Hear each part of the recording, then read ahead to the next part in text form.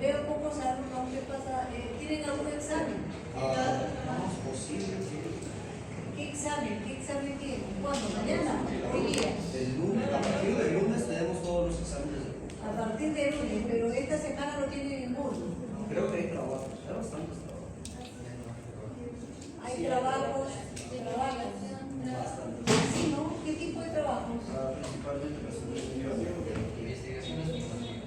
Presentaciones. presentaciones y Presentaciones e investigaciones. ¿Perdón, llevan algún curso de investigación? Metodología de la investigación. Están llevando actualmente en este semestre un curso de investigación.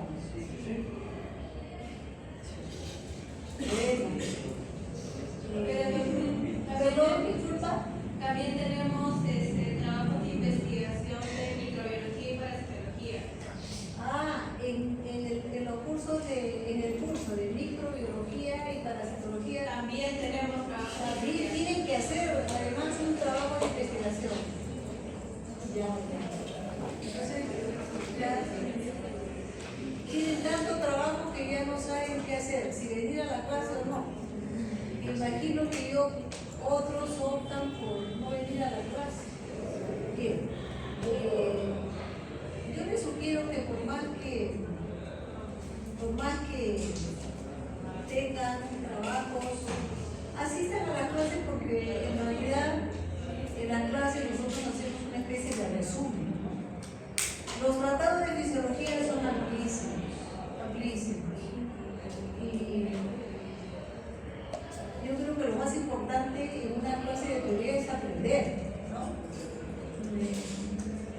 Y creo que en cualquier clase lo más importante es aprender. Entonces, con un poco tiempo que ustedes se puedan ganar relativamente, pueden ganar mucho, ¿no? Les va a ser mucho más sencillo repasar al momento del examen, les va a ser mucho más fácil, ¿no? Ya está demostrado de que cuando una clase se estudia 2 veces es excelente, ¿no? Y cuando son 3 veces mucho mejor, los resultados son mejores en el examen. Entonces, ir a estudiar un examen sin haber conocido ni haber escuchado nada del asunto no es muy fácil, ¿no? Yo creo que es un poco tedioso. Sí, mi mejor consejo es que aprovechen rápidamente, más bien aprovechar al máximo el tiempo, y si tienen algo pendiente que hacer, más bien lo que podemos hacer es correr un poco con la clase, ¿no es cierto? Y para que ustedes se puedan retirar y aprovechar su tiempo al máximo, ¿no? Bien, es lo que les doy un favorcito. ¿Me podrías apagar las 2 luces de acá? Todavía estamos de día, y entonces para que vean mucho mejor. No, esa no, la de acá de adelante. Sí, la de atrás pueden estar prendidas, porque en donde ahora sí se va a ver un poco mejor, ¿no es cierto? Atrás pueden estar prendidas. Bueno, listos. En vista de que ustedes tienen muchas cosas que hacer, vamos a hacer una cosa rápida. Si algo no entienden, está de más decirme, levantan la mano y me dicen esto no lo entendí, no hay problema, yo lo vuelvo a repetir, ¿sí? Vamos a hablar entonces hoy día de la segunda parte de lo que corresponde a secreciones digestivas, ¿no?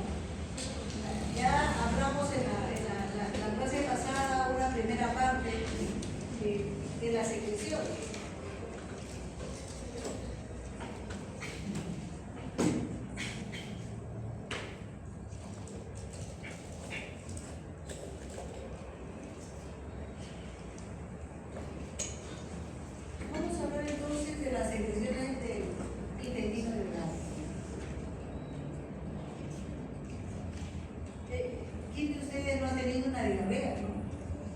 Y son grandes cantidades, muchas veces, de líquido, las que se eliminan, ¿no? Y ¿por qué esas grandes cantidades? Porque precisamente el intestino delgado produce grandes cantidades de secreciones, ya lo vamos a ver, ¿no? ¿En qué parte, sobre todo, se producen estas secreciones? Aproximadamente yo siempre grabo de manera aproximada, grabo en mi mente, es decir, son aproximadamente pues 2 litros más o menos que se producen en el intestino delgado. Por eso es que cuando una persona tiene una gastroenterocolitis, uno tiene que estar hidratándose continuamente porque se corre el riesgo de deshidratar. Entonces, si nosotros vemos la aplicación clínica, esa es la importancia que tienen las secreciones del intestino delgado. Pero ¿dónde se produce esta gran cantidad de líquido que acabamos de mencionar? Nosotros vemos que, sobre todo, en esta zona, estas son las llamadas las glándulas del Liverpool, que a ustedes les debe parecer muy conocido, porque seguramente lo han revisado en histología, ¿no es cierto? Estas famosas glándulas del Liverpool tienen esta parte, ¿no? La parte más inferior, la parte más basal, podemos decir, en donde se producen estas grandes cantidades, ¿no? esta secreción de líquido, ojo, pero no solamente líquido, sino ahí también se produce secreción de moco y también secreción de bicarbonato. ¿Por qué moco y bicarbonato? Porque a nivel de todo el aparato gastrointestinal necesitamos que esta mucosa esté muy bien protegida, ¿no? Y aislarla de los agentes extraños, de los microbios, de las bacterias, ¿no? Entonces, la típica glándula de Liverpool, por supuesto, con su arteriola, con su vénula, ¿no es cierto? Y la parte central, donde van a estar circulando los líquidos. Los líquidos son muy especiales, son de elevado peso molecular, por lo tanto necesitan un lugar donde deben estar transitando por ese elevado peso molecular, ¿no? Entonces acá lo que les decía, existe una glándula, sobre todo en el duodeno, ustedes saben que lo saben por anatomía, que en el intestino delgado tenemos una parte sumamente importante que es el duodeno. ¿Y por qué es sumamente importante? Porque ahí generalmente se absorben la gran cantidad de nutrientes. El mayor porcentaje de nutrientes se absorbe en el intestino delgado, por eso tiene una gran importancia, una gran relevancia. Una zona bastante trajinada, ¿por qué? Porque ahí va a llegar justamente, ¿no?, el producto de vaciamiento gástrico. Y estamos ya en la clase pasada hemos visto que el pH a nivel del estómago es un pH sumamente ácido, incluso puede llegar a 0,1, ¿no es cierto?, a 2, o sea, es una barbaridad. Ese pH ácido puede lesionar a la mucosa del duodeno si es que el duodeno no está fuertemente protegido gracias a la producción de abundante moco de estas glándulas de Brunner, ¿no? El duodeno tiene una secreción fundamentalmente alcalina. ¿Por qué alcalina? Porque ahí está llegando la bilis y el jugo pancreático, que también son francamente alcalinos, como ya lo habíamos visto en la clase pasada, ¿no? Este moco alcalino es muy bueno protegiendo a la mucosa del duodeno, protegiéndolo de estímulos sumamente irritantes como es el ácido clorhídrico, que ya lo habíamos mencionado anteriormente. Pero ¿de qué depende esta producción de moco, de abundante moco? ¿De qué depende? Ojo, de un factor fundamentalmente parasimpático. Es el nervio vago, que tiene el componente parasimpático, que ya me parece que lo habíamos dicho en anteriores oportunidades. El nervio vago es el que incrementa, ¿no?, las secreciones en términos generales, y estas glándulas de Brunner también están bajo el control del nervio vago, que tiene un componente parasimpático.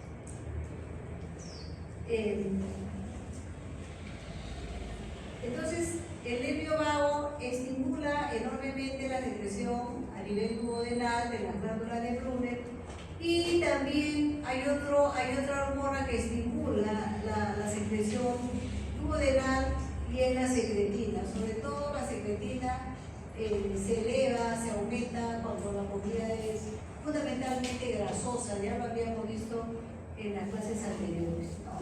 Entonces hay que tener mucho cuidado, alumnos. ¿Cuál es la explicación clínica de eso? A nivel del duodeno se forman las famosas úlceras pépticas. El 80% de las úlceras pépticas son formadas en el duodeno. El 80%. ¿Por qué?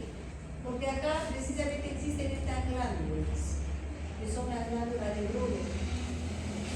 La vida actualmente se está viviendo de manera muy estresada, muy estresada.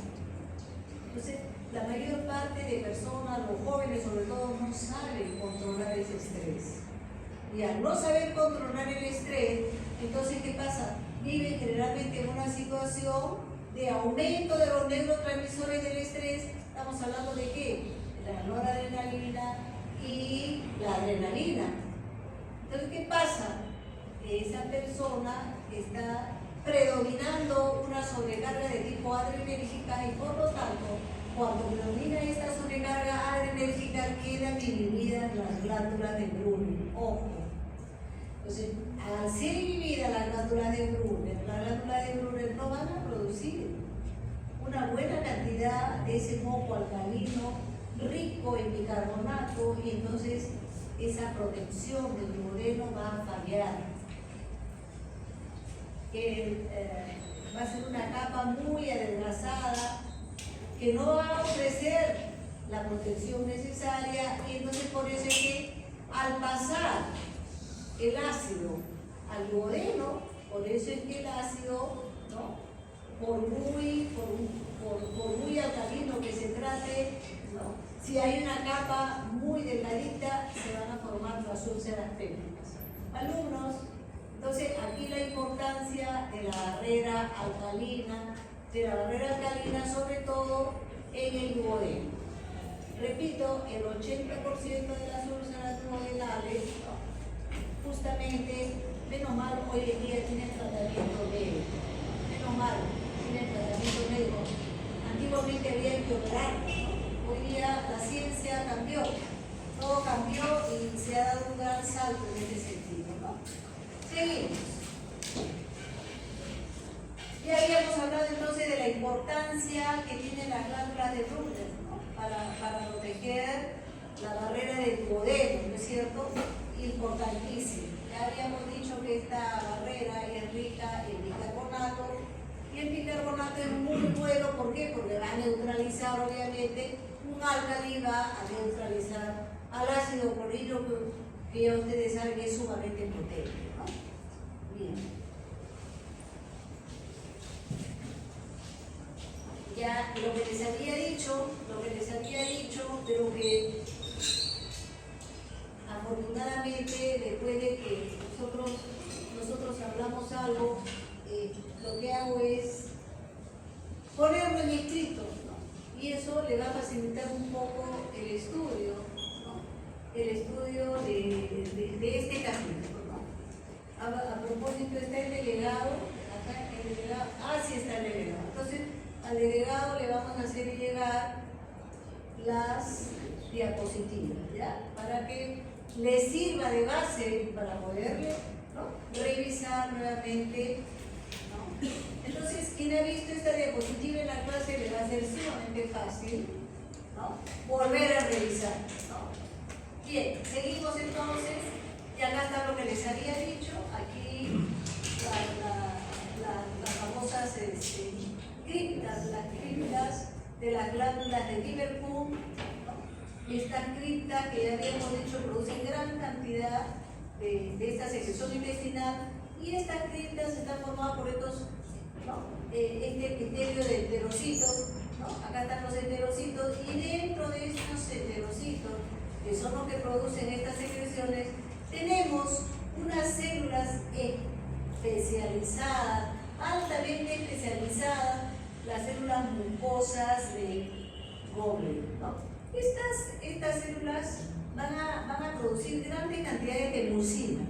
Alumno, la mucina es un tipo de glucoproteína y esta mucina no solamente no solamente sirve para proteger de alguna manera, al producirse grandes cantidades de mucina, esto queda protegido desde la base hasta la superficie, ¿no? Con el objeto de que no haya una agresión de esta mucosa. Las células de Goblet están relacionadas además con la protección de esta mucosa, ¿no? Entonces, además de producen también unas sustancias antimicrobianas, como lo vamos a ver más adelante. Otras células que dan una tremenda protección, ¿no?, al intestino delgado son las famosas células de pared, ¿no? Estas células también resultan altamente positivas porque también cumplen un rol inmunitario de protección. Producen también sustancias antimicrobianas, ¿no? Entonces, cuando algún germen invade por algún motivo esta cripta, estas células aparecen para destruir a ese agente antimicrobiano. Entonces, cumplen un rol muy importante, ¿no?, en la protección de esta mucosa duodenal, esta mucosa del intestino delgado en general. Y acá lo que le decía, ¿no?, aproximadamente 2 litros. Estos heterocitos de la cripta producen grandes cantidades, ¿no?, aproximadamente 2 litros, que si hay una gastroenterocolitis se van a perder esos 2 litros, ¿no? La producción por el tránsito tan acelerado va a ir directamente hacia afuera, por lo cual las personas muchas veces quedan deshidratadas, ¿no? Lo cual es grave porque una deshidratación no solamente se pierde agua, sino que también se pierde líquido, ¿no? Sales. Estoy hablando de cloro, sodio, cosas importantísimas que hay que recordarlas. El cloruro de sodio es importante en la osmolaridad plasmática. No puede ser que nos quedamos sin cloro y sodio, tenemos que recordarlo, ¿no? Ya hemos dicho que también el cloro y el sodio es importante para mantener el medio interno. Toda célula necesita un adecuado medio interno. Cuando hablamos de medio interno, me estoy refiriendo al extracelular, ¿no? De tal manera que siempre hay que estar reponiendo el sodio y el cloro frente a un cuadro de deshidratación por una diarrea masiva, ¿no es cierto?, por un cuadro de gastroenterocolitis aguda, porque se infectaron, ingirieron una bacteria tremendamente patógena. Entonces hay que dar tratamiento, incluso si es una bacteria muy patógena, necesariamente hay que darle tratamiento antibiótico. Muchas veces las bacterias no son tan patógenas y entonces el mismo sistema inmunitario controla la diarrea, ¿no? El médico dice, si va un paciente con diarrea, ya, está bien, deja que se elimine, dale un tiempo que se elimine toda la bacteria. Si eso te sigue más de 2 días, recién tomas el antibiótico. Muchas veces esto se controla solo y no hay necesidad. ¿Por qué? Se eliminan todas las bacterias, los agentes tóxicos y ¿no? Entonces la persona queda bien. Habíamos mencionado el pH alcalino de la secreción intestinal y habíamos mencionado en clases anteriores de que el único pH de las secreciones gástricas que es ácido es la del jugo gástrico, el ácido clorhídrico. Todo lo demás son alcalinos. No hay pierde con eso, ¿no? Acá tenemos un pH también alcalino, ¿no? ¿Por qué las grandes cantidades de líquido en la secreción intestinal? ¿Por qué? Porque los líquidos son absorbidos más rápidamente, más fácilmente por las velocidades intestinales. A propósito, entonces todo está fríamente calculado. Muy rápidamente se van a absorber, ¿no?, los nutrientes que son importantes para la vida normal. Los nutrientes, repito, la mayoría de los nutrientes son absorbidos fundamentalmente en la primera porción, ¿no?, del intestino delgado, que es el duodeno, ¿no? Bien, sigamos. Pero ¿cómo es que esta producción, cómo es que se produce tanto líquido? ¿Por qué? ¿Cuál es el mecanismo? Este es un curso de fisiología. ¿Cuál es el mecanismo de la producción de tanto líquido? tenemos entonces lo que primero hace el enterocito, ojo, lo que primero hace el enterocito de la cripta es producir y secretar grandes cantidades de cloro.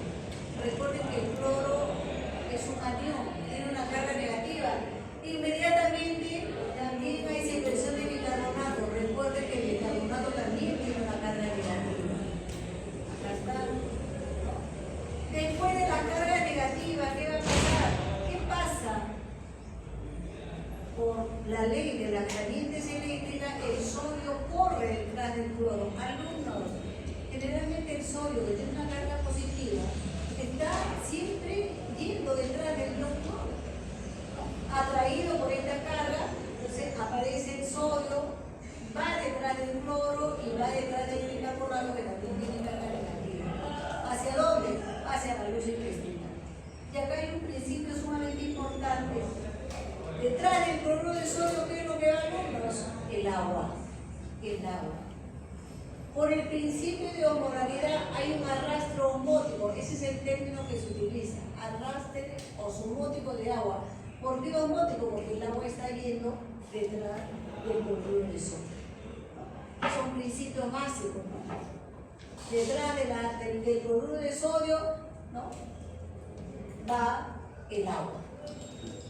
¿No es cierto? Bien. Eso es el principio de osmolaridad, de la cual siempre hemos hablado en fisiología.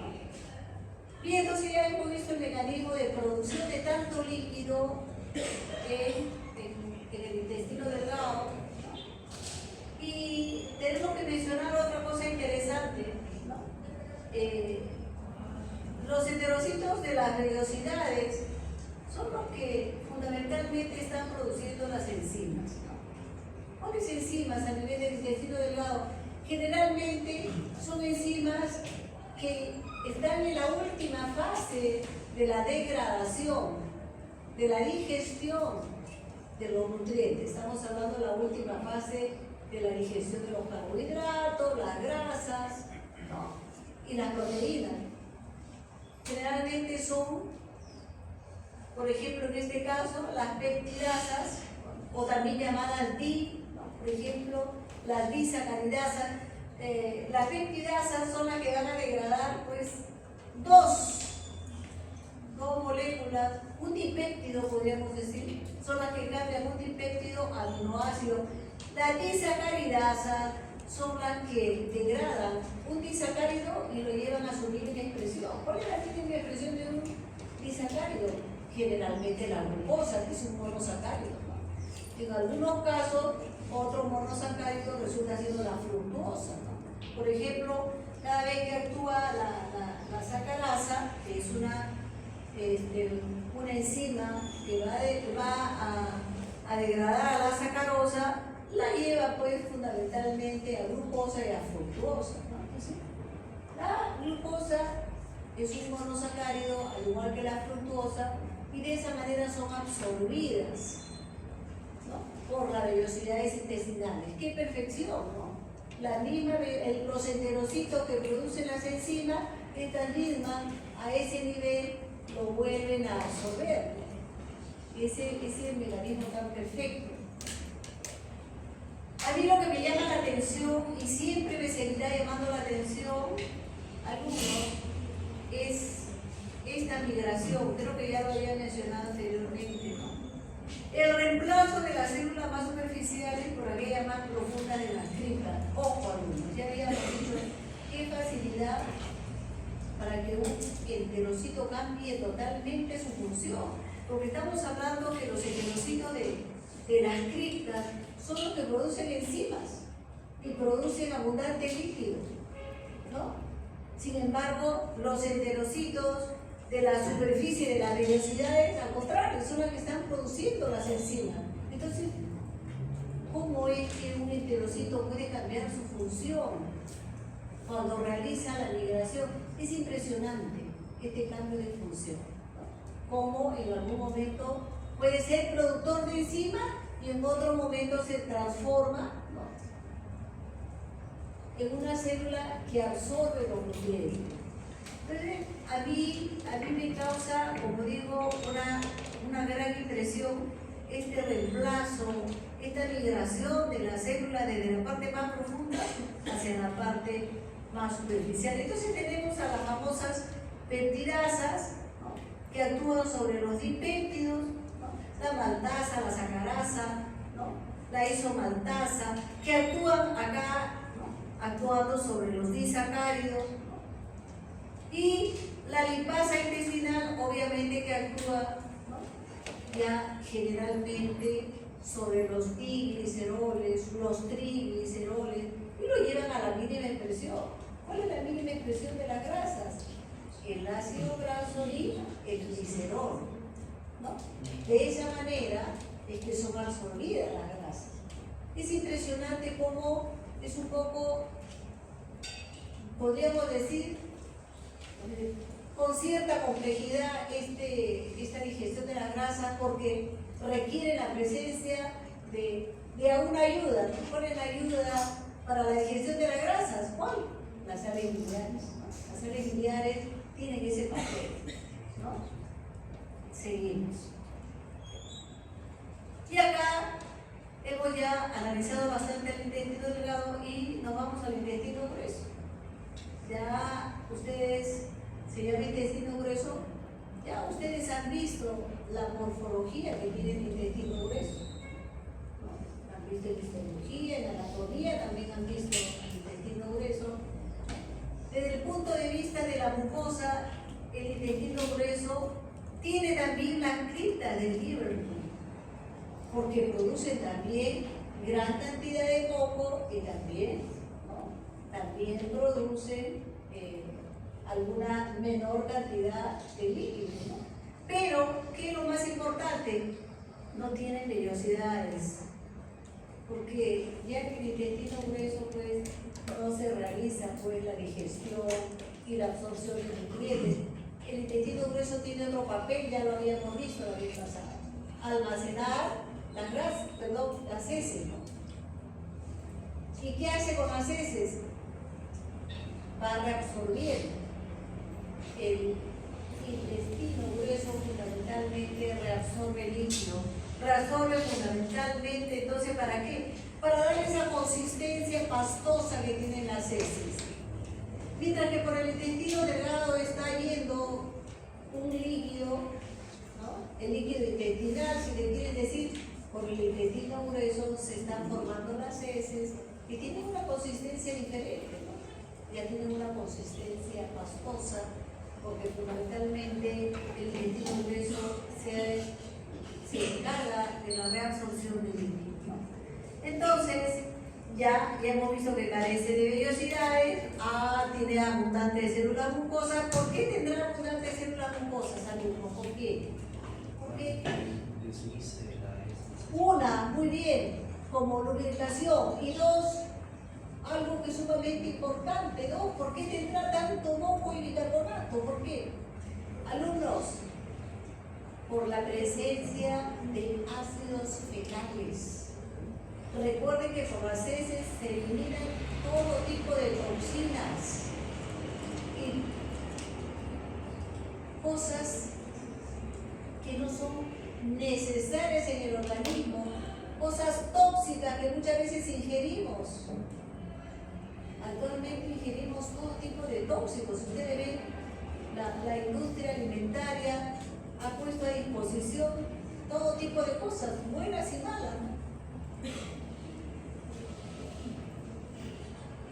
Por más que hay médicos, y a ustedes son jóvenes, y le decimos a los médicos, no deben ingerir las gaseosas, no deben ingerir la Inca-Kola, está demostrado, la Inca-Kola tiene tartracina.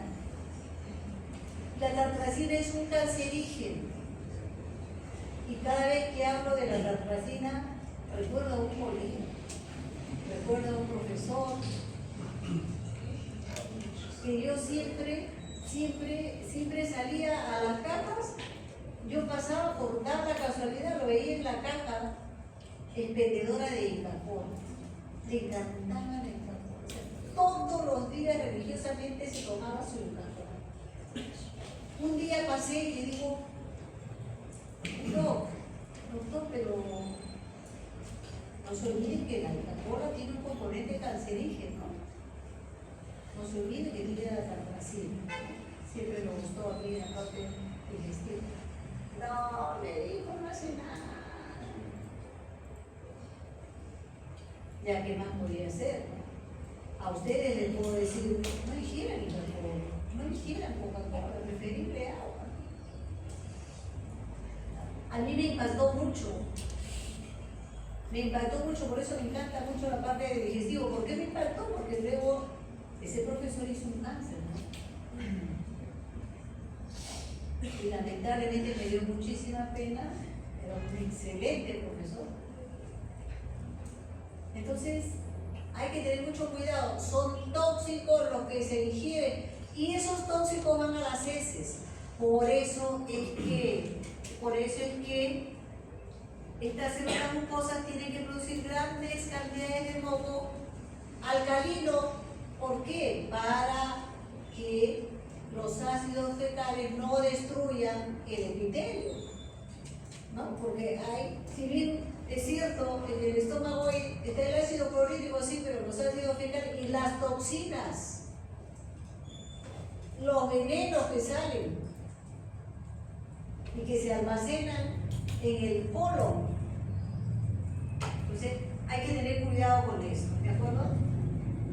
La secreción del moco es importante porque, ¿no?, constituye un estímulo para la secreción de moco, por ejemplo, el hecho de un factor irritante, ¿no es cierto?, en las células mucosas.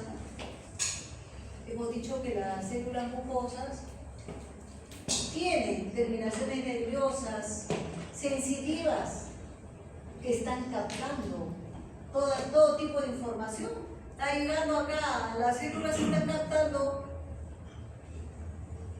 un tóxico irritante, de inmediato van a producir mayor cantidad de moco, ¿no?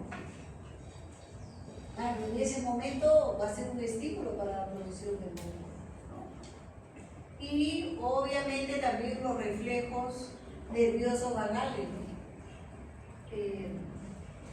Cuando también hay algo que está agrediendo a la mucosa, un tóxico, ¿qué hace el intestino? Acelera su tránsito. ¿Para qué? Para eliminar ese tóxico, pues. Es una forma de eliminar ese tóxico, ¿no? Bien, y acá está lo que acabo de decir, qué importante, ¿no? Qué importante es este moco alcalino, ¿no?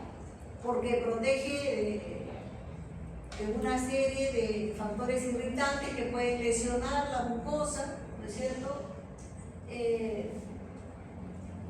Importante, ¿por qué? Porque también de alguna manera recuerden que a nivel del colon sigmoide se está almacenando la materia fecal, ¿no? Entonces, este moco no solamente contiene alcalino, sino que también contiene la mucina. Recuerden que la mucina tiene una consistencia gelatinosa y pegajosa, ¿no? De alguna manera, ¿no? Esa consistencia pegajosa hace pues que las heces estén, ¿no?, descansando a nivel del sigmoides, ¿no?, y que no se estén evacuando rápidamente, ¿no?, porque normalmente pues la evacuación de las heces tendría que ser una vez al día mínimo, ¿no? Entonces, mientras ocurre el reflejo de la defecación, entonces ahí están las heces almacenadas, ¿no? Bien, entonces ya habíamos mencionado de que, ¿no?, una barrera para mantener a los ácidos fecales y sustancias tóxicas bastante alejadas, ¿no? Bien, entonces ya habíamos hablado de cómo el intestino grueso no tiene las vellosidades intestinales que tiene el intestino delgado, pero sí tiene células, ¿no?, enterocitos que producen abundante moco y bicarbonato. Ya habíamos mencionado las razones. Como siempre, es el parasimpático el que está estimulando la producción del moco, como siempre. Lo importante es el parasimpático en el aparato digestivo, ¿no? A diferencia de lo que hemos visto ¿no? Cuando hemos hablado del corazón, ¿no es cierto? Obviamente, en el colon irritable, por ejemplo, hay un conversatorio, un caso clínico que tiene de colon irritable. Se caracteriza, pues, ¿por qué? Porque los pacientes que sufren de colon irritable tienen un aumento en la frecuencia de las deposiciones y sobre todo a nivel postprandial. Después del desayuno es típico. La persona ingiere sus alimentos y sale corriendo del restaurante y se va al baño. ¿Por qué? Estos reflejos, estas personas son súper excitables, podríamos decir, y entonces en la ingesta de los alimentos rápidamente lo manda al baño. ¿Por qué? Un aumento de los reflejos, ¿no? El aumento del reflejo gastroentérico, ¿no? Bien, entonces, esas personas que tienen colon irritable, las deposiciones, cuando uno le pregunta ¿cómo son tus deposiciones? Bueno, tienen abundante moco. Cuando hay inflamación, ojo, cuando hay una inflamación del intestino, aparece abundante moco, ¿no? Frente a una irritación, hay mayor producción de moco, ¿no? Bien, sigamos. Bien, entonces eran las partes que nos faltaban en cuanto a las secreciones, ¿no? La secreción del intestino delgado, la secreción del intestino grueso. Y ahora vamos a ver algo que está muy en boga. Se habla de la importancia que tiene el intestino, ¿no? Por ahí en su seminario nos he escuchado hablar de el eje intestino-cerebro. Qué importante la relación del cerebro con todo el intestino. Vamos a hablar entonces de que hay que proteger al intestino fuertemente. ¿Cómo se protege al intestino? Con una dieta adecuada, ¿no? Una dieta sana. Que uno lo escucha, dieta sana, sí, pues, pero hay que ingerir sano, ¿no? Entonces hay que aprender entonces a ingerir sano. Entonces, ¿cómo es que el aparato gastrointestinal se defiende? ¿Cómo? ¿Por qué medios? Ya se ha descrito los diferentes mecanismos de defensa que usa el aparato gastrointestinal, ¿no? Estamos hablando, por ejemplo, independientemente, por supuesto, de la inmunidad que nos puede ofrecer todo el aparato inmunitario, por ejemplo, la producción de inmunoglobulinas o la activación de los linfocitos. Independientemente de eso, tenemos otros sistemas de defensa. El epitelio de la mucosa, por ejemplo, que tiene abundante bicarbonato, ya lo hemos dicho, ¿no? A propósito, produce bicarbonato para la defensa de la mucosa, contra los ácidos, contra algunos gérmenes, como ya lo había dicho su compañero. Ese papel de la mucosa incluso vale para que los gérmenes pasen de largo y se deslicen, ¿no? Es interesante esto, ¿no? La acidez del estómago, ya se sabe que hay bacterias que mueren tan solo con un pH 3, de tal manera que el estómago tiene ese pH y ese pH destruye a una gran cantidad de bacterias que no resisten un pH ácido. Entonces, de alguna manera, este pH ácido existe para protección contra algunas bacterias. La motilidad del intestino, claro que sí. ¿Cuántas veces hemos visto la diarrea, ¿no? La gente ingiere una comida contaminada y el organismo ahí mismo lo siente, ¿no? Las células sensitivas de la mucosa perciben este tóxico que está en el organismo y de inmediato aceleran la motilidad intestinal y se está eliminando a través de una diarrea, ¿no? Se elimina el tóxico, vómitos y diarrea, ¿no? Entonces, la motilidad del intestino es importante también en la defensa, ¿no? Las enzimas pancreáticas son sumamente potentes. Entonces, estas enzimas son altamente destructivas, por lo tanto tienen un efecto antibacteriano, ¿no? La flora intestinal. Hay alumnos, la flora intestinal es espectacular, cada vez se sabe. Cada vez se sabe más. Ahora vamos a hablar de la flora intestinal. Se la está estudiando grandemente y tiene muchos efectos benéficos, por los cuales deberíamos siempre mantener una flora intestinal saludable, como vamos a ver ahora, ¿no? Las secreciones intestinales también, porque las secreciones intestinales, acabamos de mencionar a las células de Goblet y a las de Panet, que producen sustancias antimicrobianas en el intestino delgado, ¿no? Entonces, acá está, entonces, estas secreciones, ¿no?, intestinales contienen sustancias antimicrobianas. Y el recambio celular intestinal, lo que yo les decía, ¿no? Se supone que los enterocitos de las partes más basales se van a la superficie. Desde las criptas, alumnos, este enterocito va migrando y llega hasta la punta de una vellosidad intestinal. Es impresionante esta migración. Se supone que el enterocito que llega a la punta de una vellosidad intestinal es un enterocito sumamente maduro, ¿no? Sumamente maduro, y que produce además todo tipo de sustancias. En ese momento incluso puede producir abundante moco y abundante bicarbonato. Impresionante cómo se puede cambiar la función.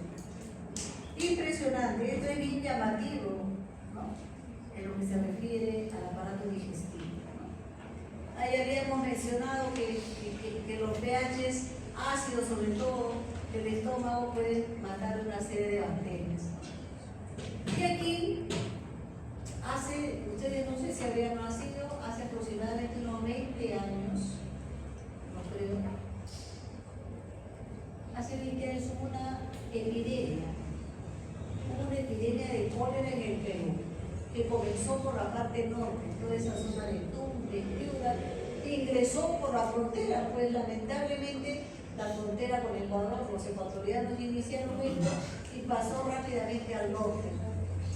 Murieron cualquier cantidad de gente. ¿Por qué, alumnos? Porque el Vibrio cólera producía una diarrea intensa. Y yo hoy he tenido la oportunidad de ver pacientes que al día podrían hacer incluso hasta 20 litros de diarrea.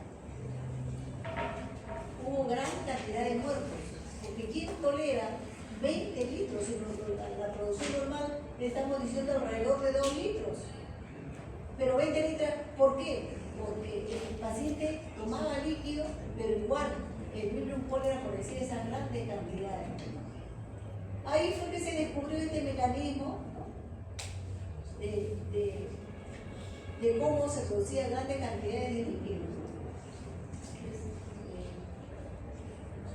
El Vibrio cólera estimulaba precisamente la secreción de iones cloro, lo que acabamos de mencionar hace un momento. El paciente se salvaba siempre y cuando llegaba al hospital, porque incluso se ponían las vías que normalmente se ponen en un brazo, se ponían en los dos. Por los dos lados tenía que ver suero fisiológico. Y a todo chorro, porque así como el paciente realizaba sus deposiciones, si realizaba 20 litros, había que ponerle los 20 litros. Era la única forma de salvarse. Murió bastante gente hasta que se dieron cuenta que además de la hidratación, ¿no?, se dieron cuenta que el Vibrio cólera moría cuando se alcalinizaba el medio, ¿no? La puerta de entrada, obviamente todo tenía que llegar al estómago, y el Vibrio cólera estaba feliz en el pH ácido, feliz. Entonces, a partir de ahí el Vibrio cólera se hacía más potente y luego pasaba al resto de del aparato gastrointestinal, pero en donde se reproducían en el estómago. Así que, ¿qué comenzaron a hacer los médicos de la época? Alcalinizar el estómago. ¿Cómo lo alcalinizaban? Fácil, ¿no? Con bicarbonato de sodio. El bicarbonato de sodio es muy barato, lo venden en las farmacias, en polvito. 2 cucharaditas, ¿no? En una taza, el bicarbonato y listo. Con eso se logró salvar muchísimas vidas. Al inutilizar al Vibrio cólera de esa manera, ¿no? Entonces, esa sería la aplicación clínica, ¿no? De esas grandes cantidades de deposición líquida que producía el Vibrio cólera y cómo fue tratado, ¿no? De una manera muy fácil, al final, ¿no? Bien, seguimos hablando del efecto protector del moco. Bueno, pues hemos hablado muchísimo de esta barrera, ¿no? Tanto a nivel del estómago, a nivel del intestino, y acá está lo que les decía, ¿no? Las famosas células de Glovet que producen grandes cantidades de mucinas, ¿no?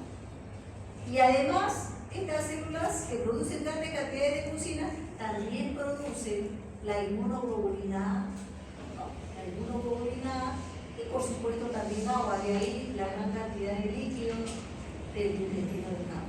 Por eso es que estas células son las que tienen que ver fundamentalmente con la inmunidad, ¿no?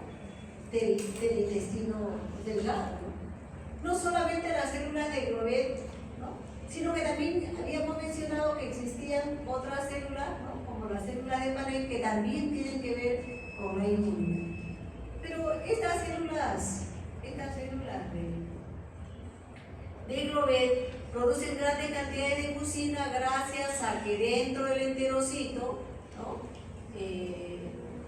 El factor irritante activa, ¿no? La producción de AMP cíclico, y es el AMP cíclico junto con el calcio que activan a la proteína sinasa C, y esta induce la producción de grandes cantidades de mucina.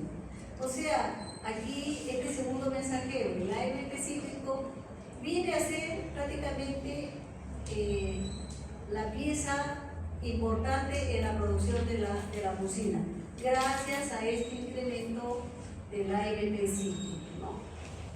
La importancia que tienen estas células entonces en cuanto a la protección, ¿no? A la protección del intestino delgado, ¿no?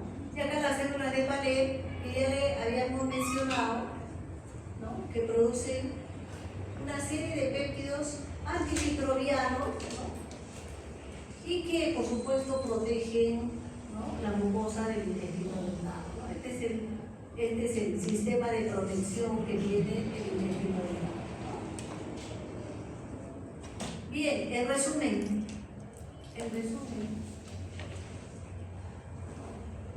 el intestino delgado está fuertemente protegido y tiene una respuesta inmunitaria de 2 tipos, ¿no? Y la respuesta ocurre de 2 formas, humoral y bicelular. En lo que se refiere a la parte humoral, estamos hablando de que los anticuerpos, ¿no? Los anticuerpos que producen las células que se encuentran en el intestino delgado, y no solamente en el intestino delgado, en todo el organismo. Estamos hablando de las células plasmáticas y los linfocitos B.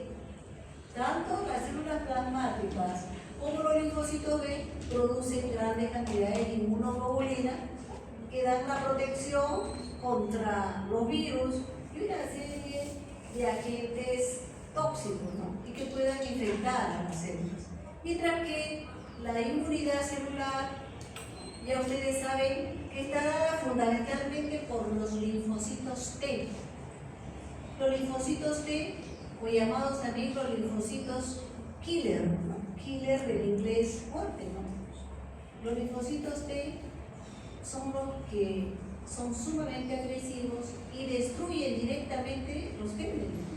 Los destruyen ¿cómo? A través de la fagocitosis. Y por eso le llaman los killers, ¿no? Destruyen directamente los linfocitos T.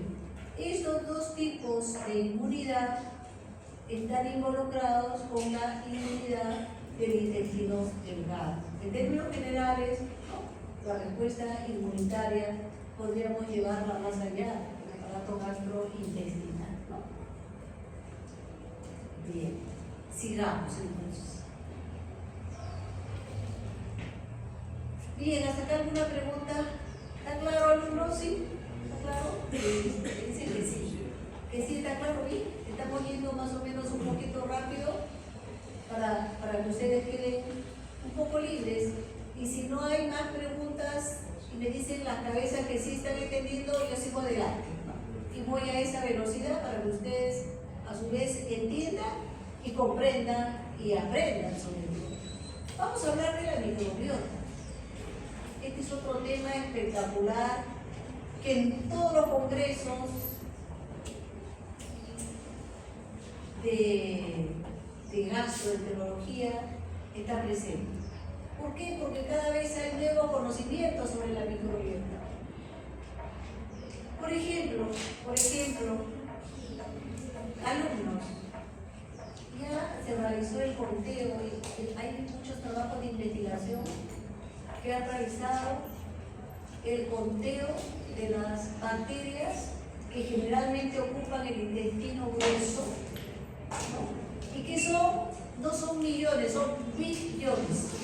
Ya más o menos, este estudio, por ejemplo, habla de 100 billones alumnos. De tal cantidad de bacterias. Y las han especificado. Han encontrado desde 500 hasta 1000 especies diferentes. Hoy día hay nuevos estudios, ¿no?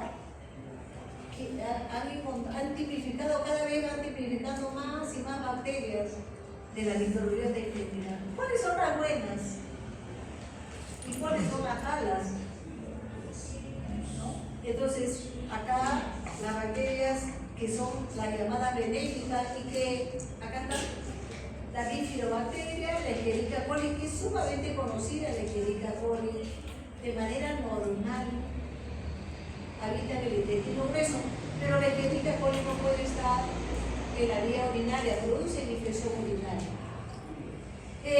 Y el lactobacilo. Entonces, estas son sumamente conocidas, la bifidobacteria, Escherichia coli y el lactobacilo.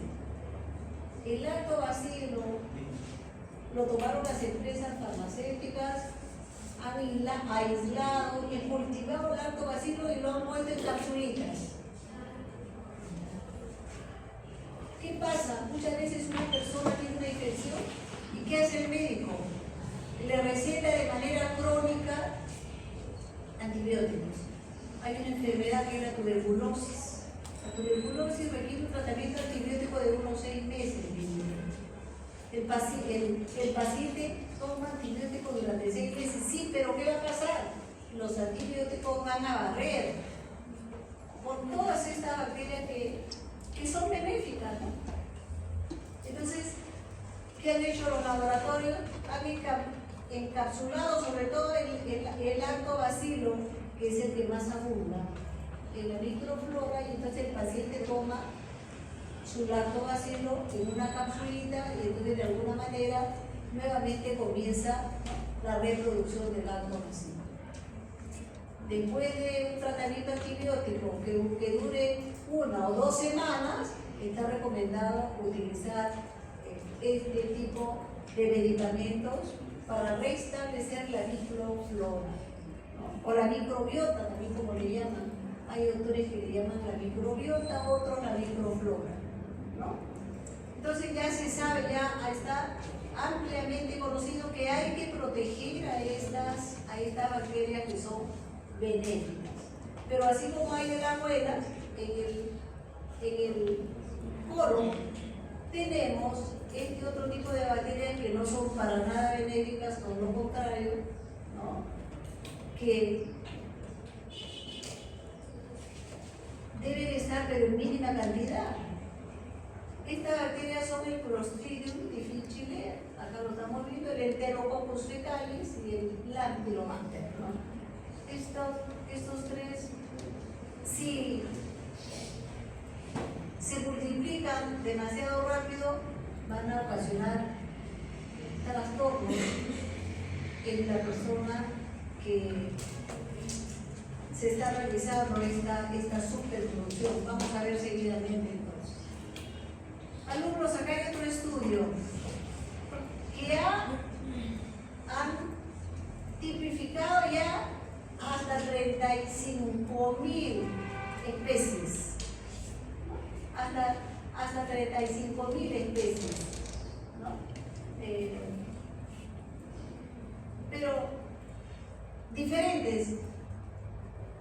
Se han dado muchísimos nombres hasta ahora, pero ya no sabe, ya son tantas que ya no se sabe qué nombre ponerle. Ya las han visto, pero falta tipificarlas. ¿Qué significa tipificarlas? Ver la característica, ver el genoma, ¿no? Entonces, por ejemplo, ¿no? Acá está el genoma, ¿no?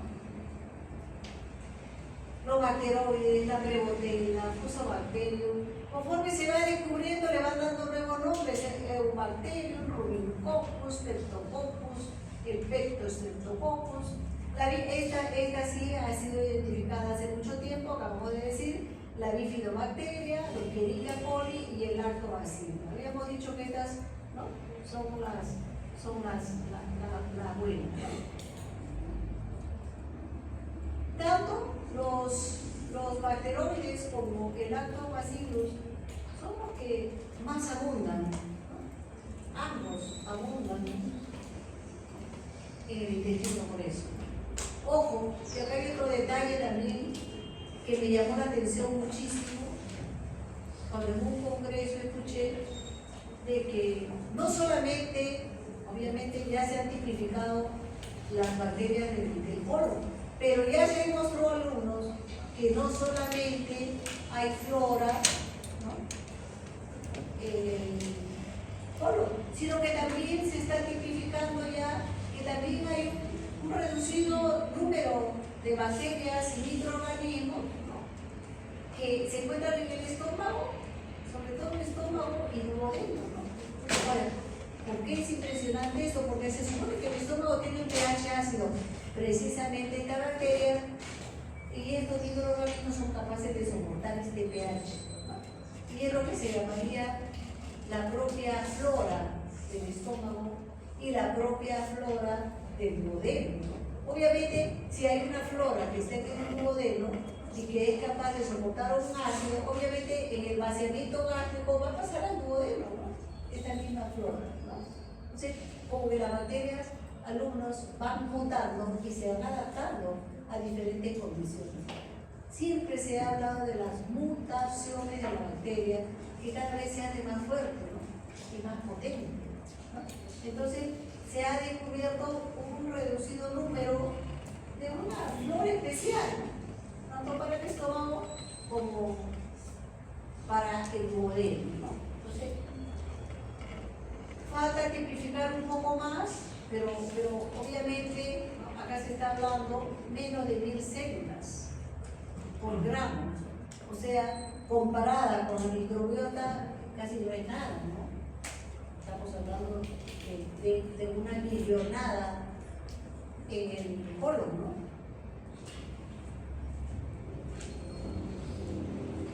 ¿Cuál es la importancia de la microbiota? Estos son los últimos descubrimientos, ¿no? Siempre se habla en los congresos cuáles son los últimos descubrimientos de la microbiota. ¿Tiene algún papel importante? Sí. Pareciera que no, pero es tan importante, alumnos. Por ejemplo, ¿qué funciones metabólicas cumple esta microbiota? ¿No? Por ejemplo, favorece la absorción de iones calcio, magnesio y fierro. Favorece, facilita. Calcio, magnesio y fierro. El calcio es importantísimo en la fisiología de una serie de aparatos y sistemas a nivel cardiovascular, la función cardíaca, no solamente cardiovascular, toda función muscular, diferentes reacciones El incremento en la producción de las glándulas, por ejemplo, también tiene que ver con un aumento en el calcio. El fierro. El fierro es importante para no tener anemia. El magnesio tiene que ver mucho con el sistema nervioso central. Es un potente relajante a nivel de las neuronas, a nivel del receptor del glutamato, el NMDA, el metil-aspartato. Este receptor está relajado fundamentalmente con el magnesio. O sea, miren la importancia que tiene la microbiota con todas las funciones. Además de esta función con estos iones, otra cosa importantísima, la producción de vitaminas, alumnos. La vitamina K, que ustedes saben favorece la coagulación, y un grupo de vitamina B, importantísimo también en el trofismo del sistema nervioso. La B12, ya ustedes saben cuál es el importante también la B12. Si no existe una buena cantidad de vitamina B12, tenemos que, si presenta la anemia macrocíclica o deficiencia de vitamina B12, eso lo saben por hematofisiología. La biotina tiene que ver también igualmente con el sistema nervioso. Se habla de que la biotina también es importante no solamente en el sistema nervioso, para mantener un buen cabello, por ejemplo, se habla de la biotina, sobre todo para las mujeres es sumamente importante, ¿no? A la dama le gusta, a las que usan el cabello largo, cuidarlo, un cabello muy hermoso. El ácido fólico, la vitamina B9 también es importante. Y la vitamina B5, o también llamado el ácido pantoténico. Todos los tipos de vitamina B favorecen el buen funcionamiento del sistema nervioso. La vitamina B es sumamente importante para eso. Y acá hay otra cosa también fabulosa. La síntesis de aminoácidos, alumnos, cómo es que el hígado mata. Ahora vamos a ver cómo el hígado sintetiza aminoácidos, pero estas bacterias también lo pueden hacer a partir del amoníaco y la urea. Obviamente estos aminoácidos van a ser, por supuesto, absorbidos, porque ustedes saben que en el colon hay una función de absorción potente. Entonces, la síntesis de aminoácidos por las bacterias es impresionante, ¿no? Y sobre todo a partir de una sustancia tóxica, como es el amoníaco y la urea.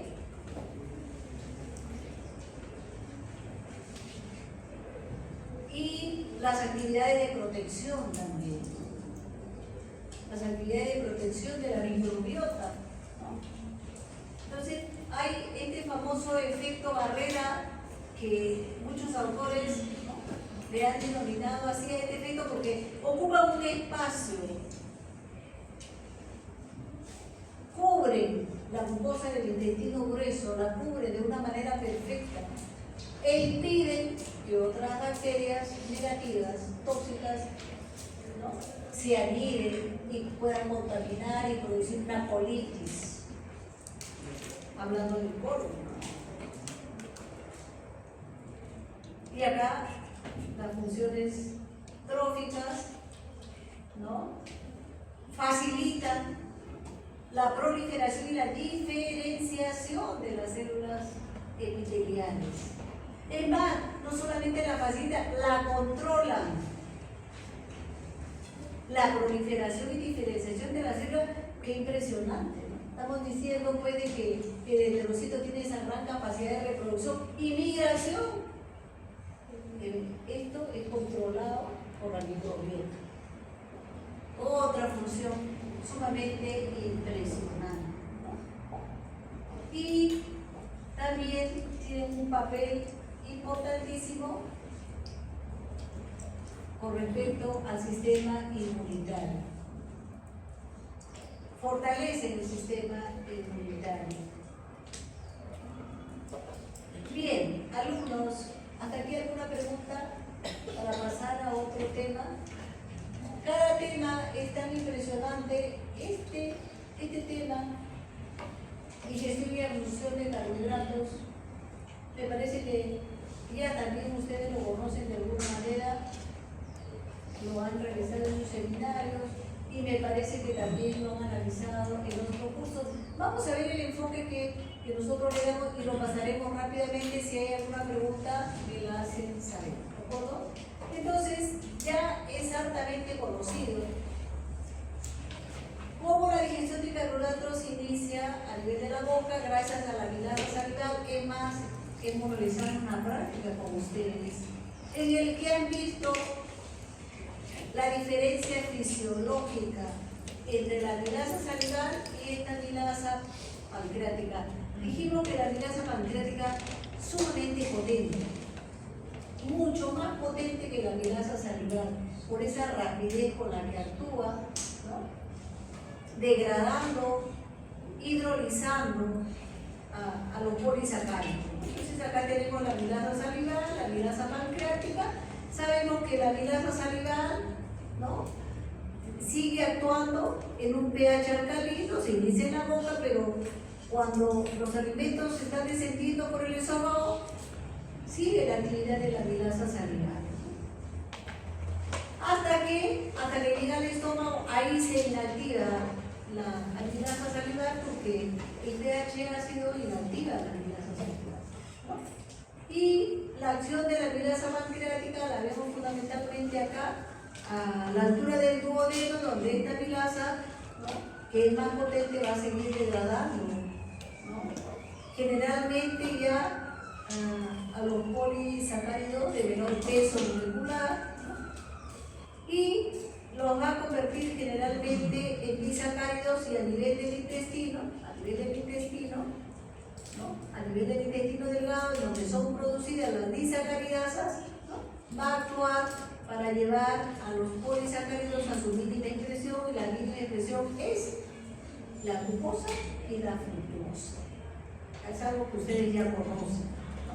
Y acá está, ¿no?, como en la boca solo el 5% son hidrolizados, sigue el descenso. Cuando ya llega al estómago, aproximadamente tenemos el 40%, y finalmente ya, ¿no?, a nivel del intestino ya prácticamente se completa la total digestión de estos polisacáridos de menor peso molecular, y son llevados a la mínima expresión, ¿no?, y convertidos en glucosa, ¿no?, que es un monosacárido, o en fructosa.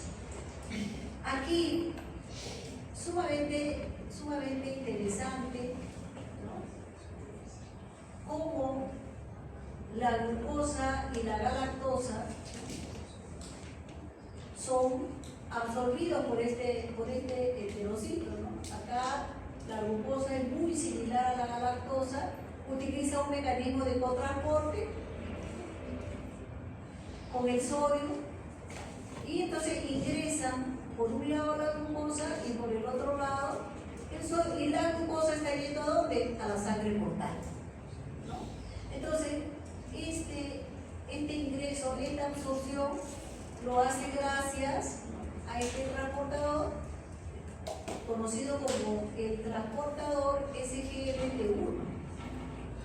Y cuando ya ingresa a la sangre portal, esta glucosa está utilizando este transportador que es el GLUT2. Alumnos, por eso es que me gusta la fisiología, es muy fácil. En el sentido de que este mismo mecanismo, alumnos, que les quede bien grabado, este mismo mecanismo se va a emplear cuando hablemos del tubo contorneado proximal, es el mismo mecanismo. En el tubo contorneado proximal se absorbe la glucosa totalmente, muy parecido, idéntico. Se comportan de una manera muy parecida. Entonces, impresionante cómo entonces la el mecanismo es muy parecido para la glucosa y la lactosa, ¿no? Que es el monosacárido de la leche. Y acá la fructosa, ¿cómo es absorbido? Por supuesto, es la mínima expresión de la sacarosa. Esta fructosa generalmente se produce cuando uno ingiere las frutas, ¿no? La famosa fructosa, un jugo de papaya. Ahí está. Esta fructosa también tiene, de manera muy especial, utiliza su propio transportador, es el GLUT5. El GLUT5, ¿no? Entonces, hace que la fructosa ingrese al enterocito y luego, al momento de ir a la sangre portal, sí va a utilizar el mismo transportador que es el GLUT2, ¿no? Ya ustedes saben que esto es muy conocido para ustedes, es de la bomba de sodio y potasio, ¿no? Mediante el cual, en esta bomba de sodio y potasio, ya ustedes saben que el sodio va contra gradiente de concentración, ¿no es cierto? Y el potasio igualmente, el sodio sale hacia el extracelular, mientras que el potasio ingresa al enterocito. Estos mecanismos, repito, son idénticos a lo que utiliza, ya van a llevar el capítulo de renal, utiliza el tubo contornado proximal para absorber totalmente la glucosa de esta misma manera, ¿no? Bien, entonces ya tenemos a estos tres monosacáridos que están dirigiéndose hacia la sangre portal, ¿no? Las proteínas también es sumamente interesante la cantidad de canales, la cantidad de receptores que son utilizados generalmente, ¿no?, por estos aminoácidos y estos dipéptidos, generalmente son hasta 3 o tripéptidos, pero lo ideal es que la mayor cantidad sea ingresado como aminoácidos, ¿no? Estamos hablando efectivamente del 90%. El 90% de estas proteínas que ingresan al organismo, el ideal es que por lo menos 90% ingresen como aminoácidos. Y, ¿no es cierto?, para esto tenemos a las famosas peptidasas que se encuentran, ¿no?, las famosas peptidasas se encuentran acá en el borde del cepillo, pero no solamente ahí. Recuerden que las peptidasas se producen dentro del enterocito, también hay peptidasas dentro del enterocito, y si algún dipéptido o tripéptido pasa directamente al enterocito, el enterocito rápidamente lo lleva a aminoácidos. El asunto es que fundamentalmente la mayor parte de aminoácidos deben pasar acá, a la sangre portal, ¿no? Y una mínima cantidad de péptidos, por lo menos aproximadamente un 10%. Obviamente, estos aminoácidos son los que van a ser aprovechados, porque a partir justamente de un aminoácido se puede construir determinado tipo de proteína, ¿no? Entonces es importante que como aminoácidos estén circulando por la sangre portal, para que fácilmente sean tomados por el hígado y sean convertidos, ¿no?, por ejemplo, ¿en qué? Por ejemplo, en albúmina. Entonces, miren, aquí actuando las peptidasas, las gástricas, las pancreáticas, ¿no?, y las mismas proteasas y peptidasas que ha producido este enterocito, ¿no? Otra forma, este es sumamente impresionante, ¿no? Los aminoácidos tienen muchas formas de ingresar al enterocito, ¿no? Por ejemplo, aquí ya no solamente ingresan libremente, también pueden utilizar este mecanismo de cotransporte. Igualmente, el aminoácido está utilizando el cotransporte con el sodio. O pueden entrar directamente, como ya lo hemos visto hace un momento, ¿no? y luego se va a la sangre portal, ¿no? Acá el aminoácido pasando a la sangre portal, y desde la sangre portal muchas veces, ¿no? Acá tenemos a este antiportador, el sodio que pasa, ¿no? Y que se intercambia por un potasio, ¿no? Pero aquí lo más importante entonces es que los aminoácidos lleguen a la sangre portal en el mayor porcentaje, ¿no? Y seguimos otra forma, las muchas formas que utilizan los péptidos, ¿no? Aquí ingresando en un cotransporte, miren, con el hidrógeno, ¿no? Impresionante, un péptido en un cotransporte con el hidrógeno.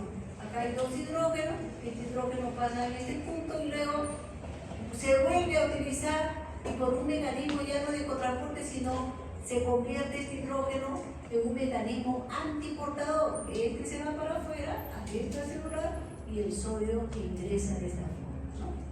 Entonces, repito, impresionante cómo los aminoácidos llegan a la sangre portal, ¿no? En su mayor porcentaje, ¿no? Y una mínima cantidad de péptidos. Bien, pasamos a los lípidos de una manera bastante rápida, ¿no? Y tenemos que mencionar acá que existen, los lípidos siempre son complicados, ¿no? Tenemos tres tipos de lipasa, ¿no?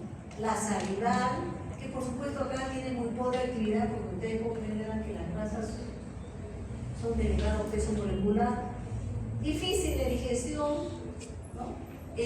La lipasa gástrica y la famosa lipasa pancreática, obviamente que es la más potente de todas. Siempre hemos dicho que las enzimas pancreáticas son las más potentes, ¿no? Aquí tenemos junto con la lipasa pancreática otras enzimas que van a producir la digestión de las grasas, las estearasas, fosfolipasas y la fosfatasa. Vamos a ver qué vemos acá. Y acá está, ya ustedes conocen mejor que nadie el papel de las sales biliares. ¿Para qué? Para la emulsión de la grasa, para no solamente emulsión, sino yo diría pulverización, reducir a las grasas a la más mínima expresión. ¿Para qué? Para ofrecérselas a las enzimas y que las enzimas, ¿no? Como la lipasa pancreática, la colipasa, ¿no? Puedan degradar, puedan digerir a estas grasas con el objeto de llevarlas, ¿no? A su mínima expresión. Convertirlas a qué? A monoacilgliceroles, diacilgliceroles, ácidos grasos y gliceroles. La mínima expresión, la forma ideal de absorberse a través de los ácidos grasos y el glicerol. ¿De acuerdo? Y acá, ¿no? Ingresando al enterocito, ¿no? Los ácidos grasos fundamentalmente y el glicerol, que son los ideales, ¿no? Vamos a ver entonces. Sigamos. ¿Sí acá está? ¿No? Las lipasas, las tres lipasas actuando con el objeto de convertirlo finalmente en glicerol y llevarlos hasta ácido graso, acá la fosfolipasa 2 también, obteniendo los fosfolípidos, ¿no? Separándolos, ¿no? Y llevándolos hasta ácidos grasos, ¿no? Que es la forma ideal de que puedan ser absorbidos. Y acá este es un resumen que me pareció interesante, la diferencia en cómo se absorben los lípidos que están acá con respecto a los monosacáridos y con respecto a los péptidos, ¿no? Con respecto a estamos hablando de las proteínas. Y acá, estos son los monosacáridos, cómo pasan al enterocito, y hemos visto los mecanismos para ser llevados a la sangre portal. Sin embargo, aquí los ácidos grasos libres y los monoglicéridos ingresando igualmente al enterocito, pero ojo, no es que van a pasar a la sangre portal, sino que se van a este tubo central, hay otros que le llaman el gilífero, ¿no? ¿Y por qué? Porque en este punto nuevamente están llegando los monoglicéridos, pero aquí se realiza la resíntesis. Nuevamente estos monoglicéridos se juntan al glicerol y se recompone el colesterol. Impresionante todo lo que hace el organismo, ¿no?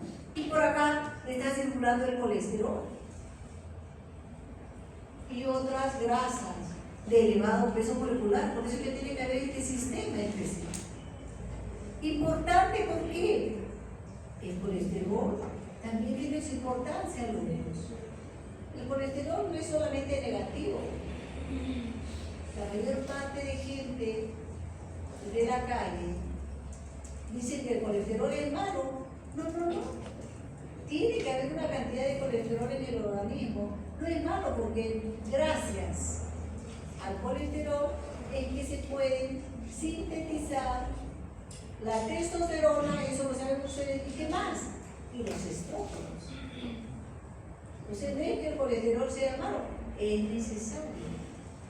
Entonces, por eso es que tiene que haber un tránsito de colesterol por este tubo oquilífero central. Bien, impresionante todo lo que se hace, llevarlo a la mínima expresión para que acá nuevamente se recomponga. Impresionante lo que es la fisiología normal, ¿no? Bien, y pasamos a algo que es muy común, el gas intestinal. ¿Cuántos pacientes van al médico y dicen, ¿sabe qué, doctor? Me lleno de gases y tengo cólico de gases, me duele el abdomen. Y no solamente eso, a veces voy más de la cuenta. Cuando me lleno de gases estoy yendo 2 veces al día al baño. Esto no es normal, me molesta porque, ¿no? Es el famoso coro prioritario, me molesta estar yendo cada rato al baño. Y si estoy de trabajo, entonces, normalmente debe existir una mínima cantidad de gas intestinal normal, producto obviamente de la digestión y la fermentación de algunos alimentos, ¿no? Hay alimentos clásicos que son fermentados. ¿Cuáles son los elementos clásicos que muchas veces, ¿no? Los frijoles, las lentejas? Entonces, si alguien se come un plato pues enorme de frijoles, va a tener que tenerse las consecuencias, ¿no? ¿Por qué? Porque obviamente ese día van a estar eliminando gases. Hay mucha gente que conversa justo, ¿no? No es bueno conversar pues tanto durante la ingesta de alimentos, sobre todo los alimentos más importantes, el almuerzo. ¿Qué pasa? Hay gente que está comiendo y está hablando, come y habla al mismo tiempo. ¿Qué pasa? Está deglutiendo, está tragando o deglutiendo, como se dice, los gases de la atmósfera. ¿Y cuáles son los gases de la atmósfera? ¿Qué está deglutiendo? Nitrógeno. Son los componentes de la atmósfera. Oxígeno. Dióxido de carbono, nosotros eliminamos abundante dióxido de carbono. Hidrógeno forma parte también de la atmósfera. Estamos deglutiendo continuamente aire, ¿no? Y si esta persona habló demasiado, entonces lo lógico es que eso debe eliminarse por eructos, por los llamados flatos, ¿no? Estos gases, si son excesivos, van a causar molestia, dolor, hinchazón, ¿no? ¿Cuántos pacientes llegan al consultorio? Doctora, mire mi barriga, acabo de comer y mire cómo se me ha hinchado. Y la primera pregunta, bueno, ¿y qué comiste?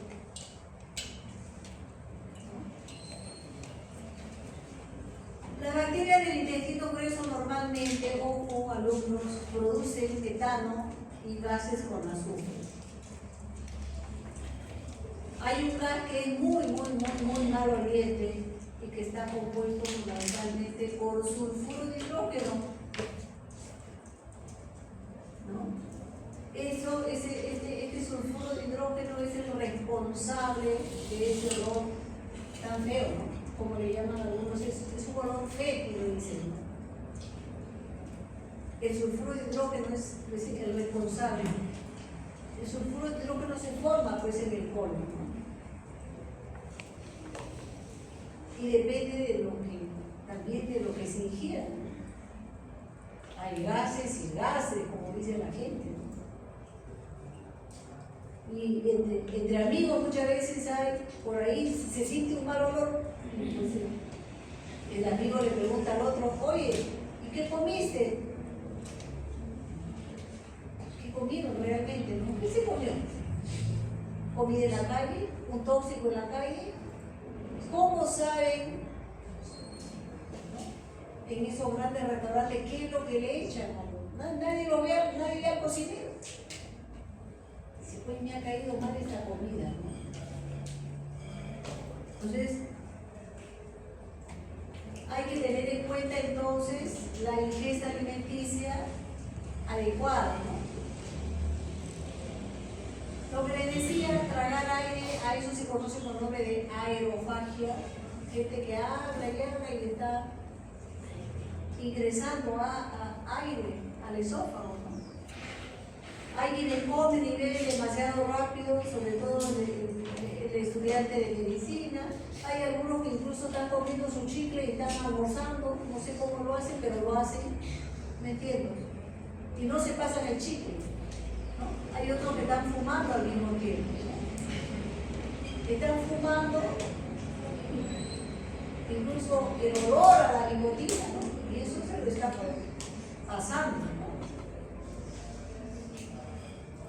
Hay, por supuesto, hay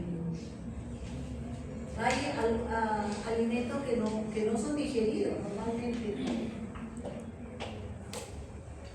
¿Y qué se utiliza?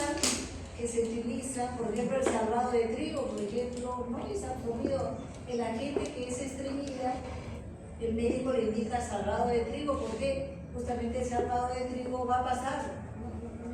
No puede ser digerido, no hay las enzimas necesarias para la digestión. Y pasa tal cual y es eliminado, hace un volumen, favorece la deposición, ¿no? Es recomendado para los estreñidos, ¿no? El famoso salvado de trigo. Son alimentos que no pueden ser digeridos, ¿no? Entonces, se utiliza fundamentalmente como fibra, justamente estamos hablando, ¿no?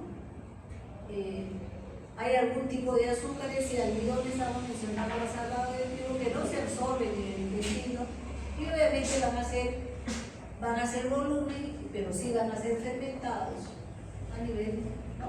del intestino grueso por las bacterias que existen en el colon, ¿no? Por la microbiota, ¿no? Pero que existen en el colon. Hablando de la microbiota, estos gérmenes que se han identificado son del colon. Intestino grueso. Normalmente la microbiota del intestino grueso no tendría por qué estar en el intestino delgado. No tendría por qué estar. Para eso existe un esfínter potente entre el intestino grueso y el intestino delgado. ¿Cómo se llama esa válvula? Iliocecal. La válvula iliocecal. Eso impide, ¿no?, que las heces preformadas en la primera porción del intestino grueso regresen. Por eso que siempre debe estar fuertemente cerrado. Pero hay circunstancias en las que, por algún motivo que no es normal, se abre este esfínter y entonces eso permite que la bacteria pase.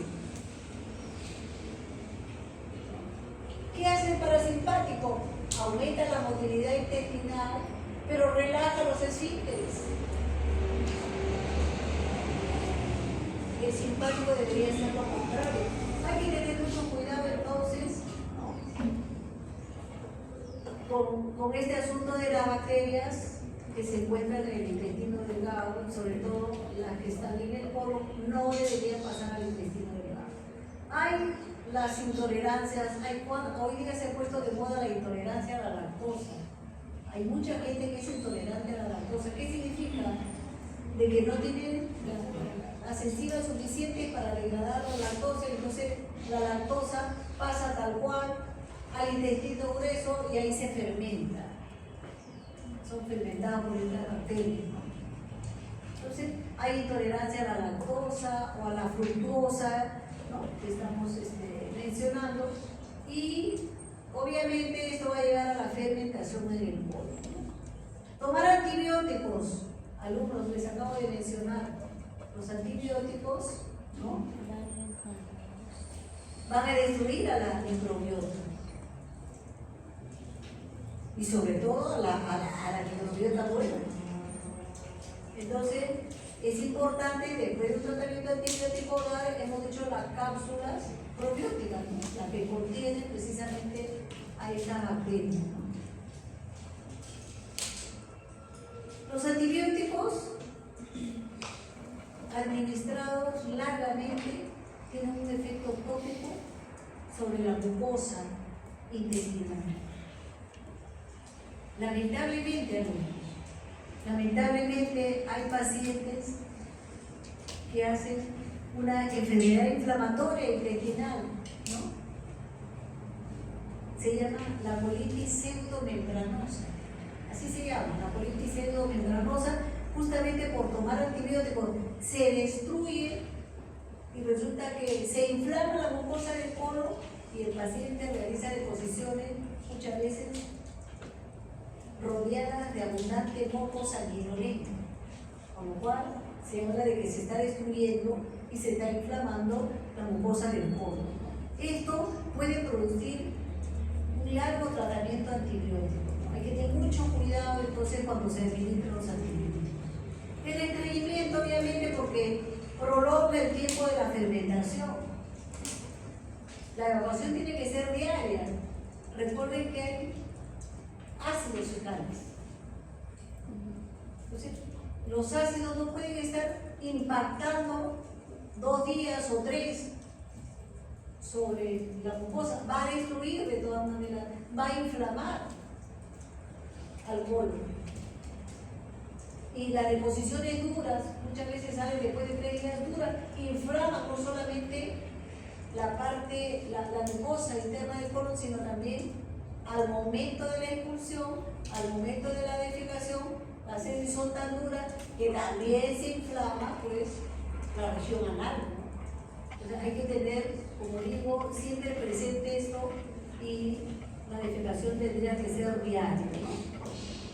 Muy bien, sigamos.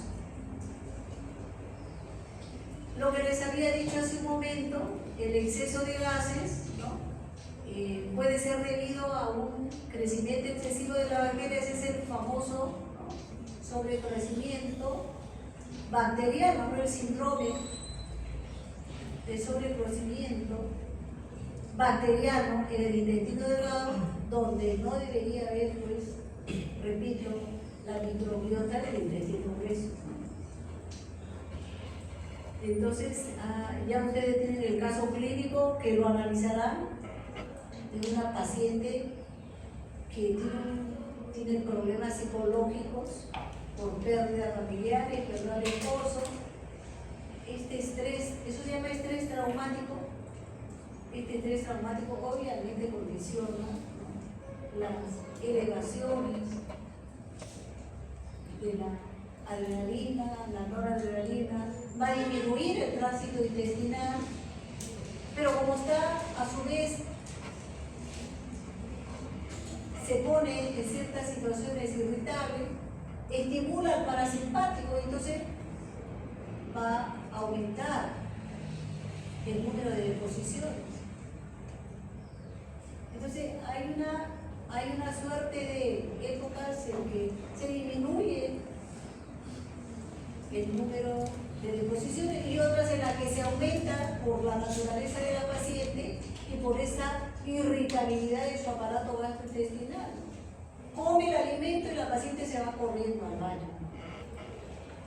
Entonces, hay de todo, pero hay que analizar el caso tal cual, ¿no? ¿Y por qué pasó? ¿Por qué se generó? ¿No? Bien, y acá siempre la recomendación, pues, de comer adecuadamente, ¿no?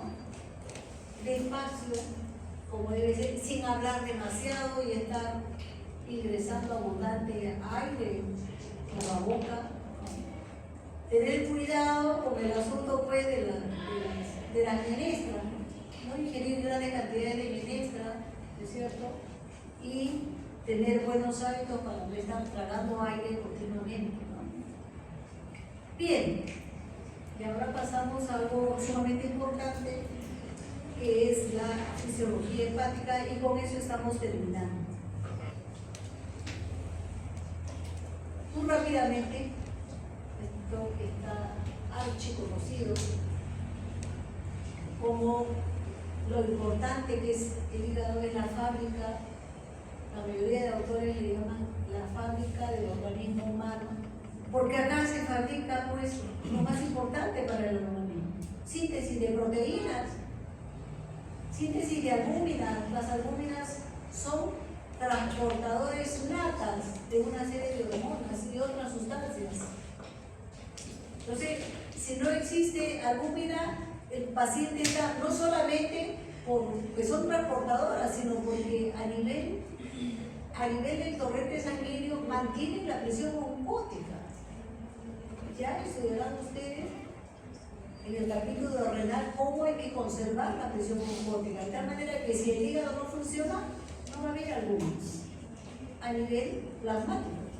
Entonces, la importancia que tiene pues estos hepatocitos, ¿no? Ya se sabe que el hígado metaboliza toda sustancia pasa por el hígado. Los medicamentos, todos son metabolizados en el hígado. Por eso siempre le digo, ojo, sí, pero los medicamentos tienen una parte positiva y un producto de desecho. Y el producto de desecho puede destruir al hepatocito.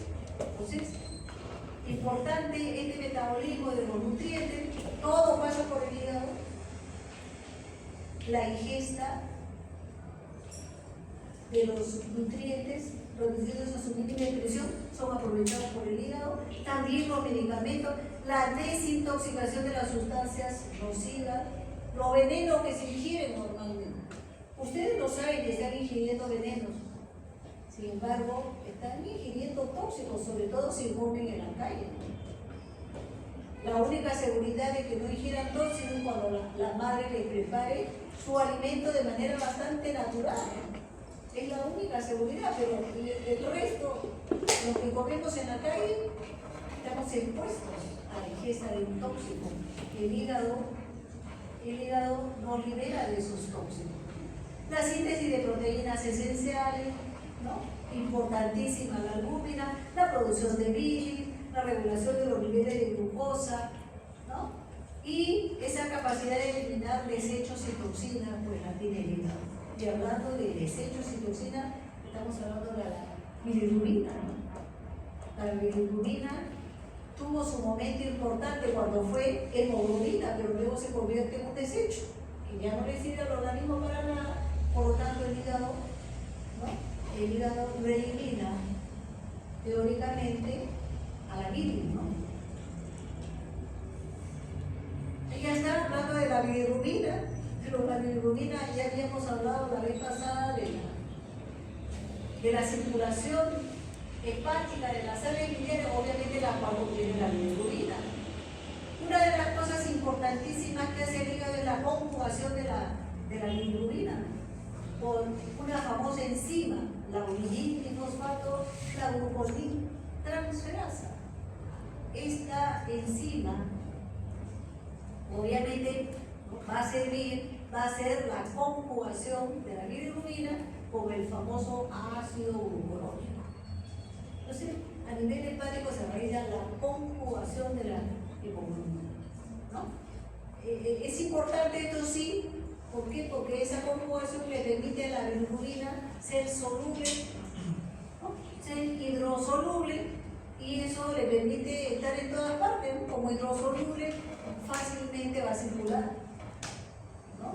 Va a circular como hidrosoluble, ¿no? En cambio, la bilirrubina no conjugada es la que no es soluble, ¿no? La que no es soluble en agua, ¿no? Y como no es soluble, ¿qué pasa? Tiene que ser transportada ¿por quién? Nada más y nada menos por la albúmina. Hablando de la albúmina que le decía que transporta una serie de hormonas y sustancias, la albúmina es la que transporta a la bilirrubina no coagulada. Para facilitar, la transporta para facilitar su viaje a diferentes lugares, ¿no? Y acá para mostrarles, seguramente esto ya lo conocen, por histología, para mostrar nada más que las cadenas, ¿no? Las largas cadenas de hepatocitos, ¿no? Que están realizando alguna función. Por ejemplo, estos hepatocitos formando la famosa, ¿no? La famosa bilis, ¿no? Que va a contener obviamente la bilirrubina, ¿no? En este caso, el hepatocito va a producir una bilirrubina conjugada, como ya lo hemos visto, ¿no? ¿Qué pasa ahí acá? ¿Qué más podemos ver? ¿No? Los famosos sinusoides hepáticos, abundante sangre. ¿Qué más podemos ver? Acá vemos una célula sumamente valiosa, la célula de Kupffer.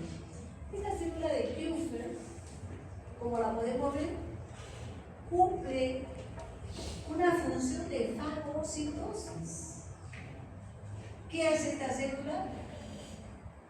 Fagocita los glóbulos rojos que ya están envejecidos.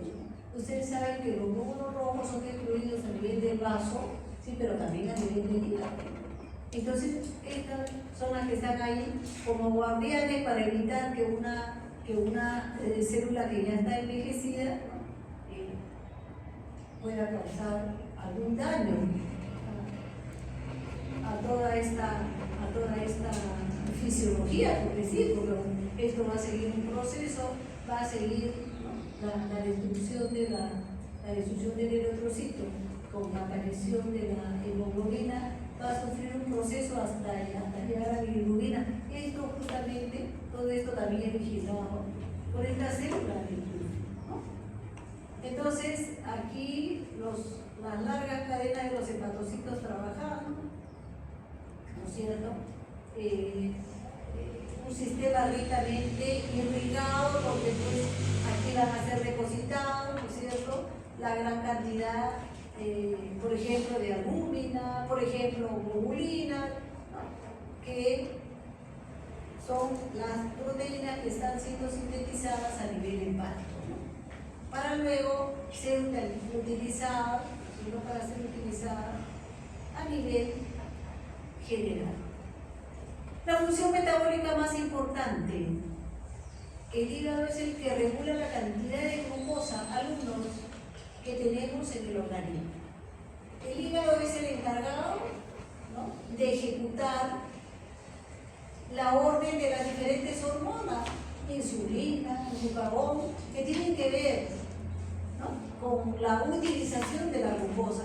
Entonces, por ejemplo, aquí en la glucógeno génesis, el hígado es capaz de sintetizar glucógeno a partir de la glucosa que está circulando por la sangre, ¿no? La glucogenólisis, todo lo contrario, la descomposición del glucógeno. Cuando el glucagón hace su efecto y actúa sobre el hepatocito, ¿qué le dice al hepatocito? Libera glucosa. El glucagón tiene que ver con la liberación de la glucosa por parte de este hepatocito. Y acá hay una cuestión que siempre me sigue impresionando, la gluconeogénesis. ¿Dónde se ve este proceso? Es decir, alumnos, la glucosa es importante para todas las células, así como el oxígeno. Las células, y sobre todo las neuronas, sin glucosa y sin oxígeno mueren a partir de los 5 minutos, mueren. Por lo tanto, la glucosa es importantísima. Entonces, ¿qué hace el hígado? Por ejemplo, ¿cuál es la aplicación aquí? Los huelguistas de hambre. ¿Cuánta gente ha muerto? Hay héroes por huelgas de hambre, ¿no? Murieron porque en qué estado mueren esa gente que solo huelguita de hambre. En esa huelga de hambre se pone en evidencia este proceso tan importante. ¿Cuál? Creación de la glucosa a partir no solamente de los carbohidratos, sino aminoácidos y grasas. Aminoácidos y grasas a partir del glicerol, piruvato, lactato, es decir, y los aminoácidos. Increíble. Es decir, la persona no come ningún alimento, no está ingiriendo glucosa, el organismo se pone pues en alerta, no hay glucosa. No hay proteínas que ingresen porque el hombre solamente está tomando agua, agua y agua, supuestamente para durar más. Supuestamente.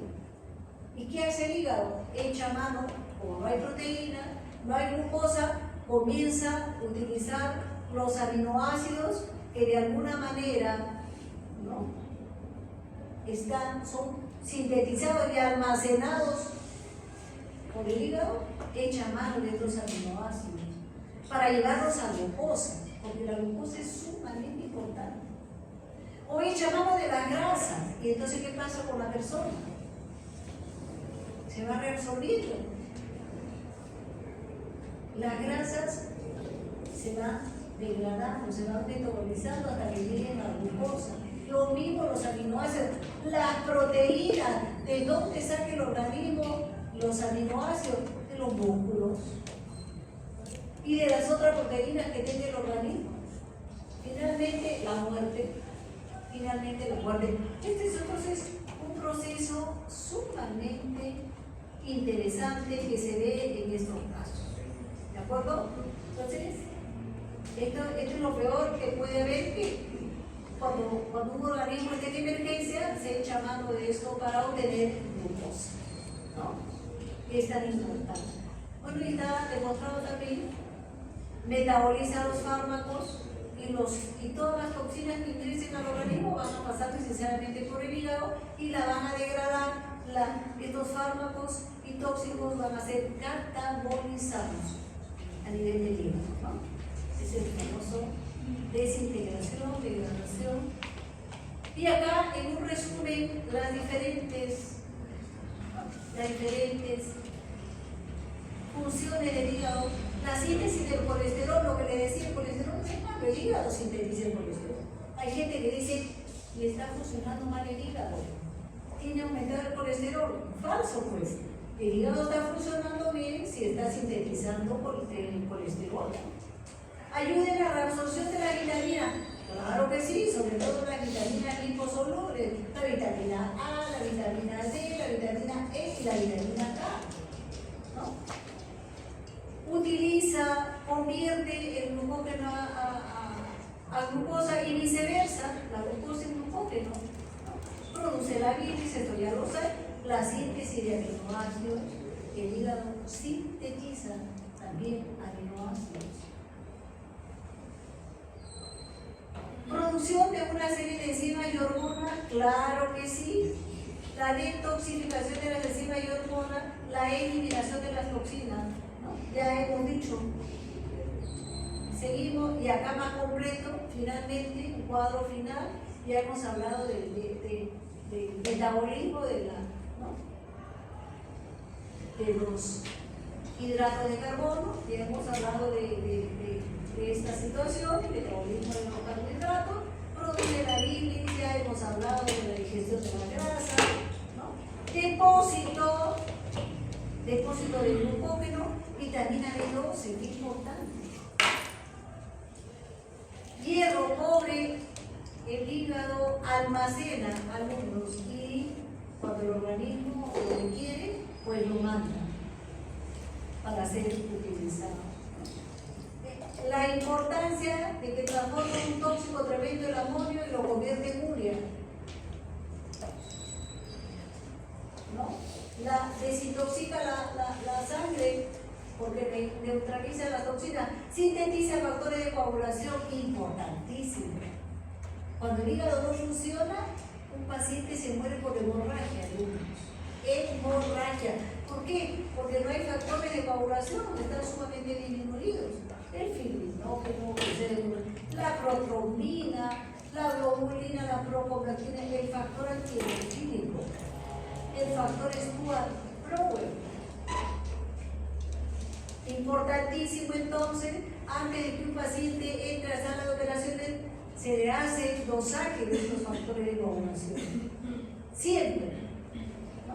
La síntesis de albúmina y lipoproteína, síntesis del colesterol y los triglicéridos. Qué importante. El alcohol en el aparato digestivo, tremenda lesión que produce en el hígado. Produce cirrosis hepática. Ojo con los alumnos, cuidado con la ingesta de alcohol, la cerveza. De todas maneras, ahorita vamos a ver cuál es el metabolismo del alcohol, para que vean cómo finalmente se va depositando grasa. Cada vez que hay una ingesta alcohólica, se va depositando grasa en el hígado.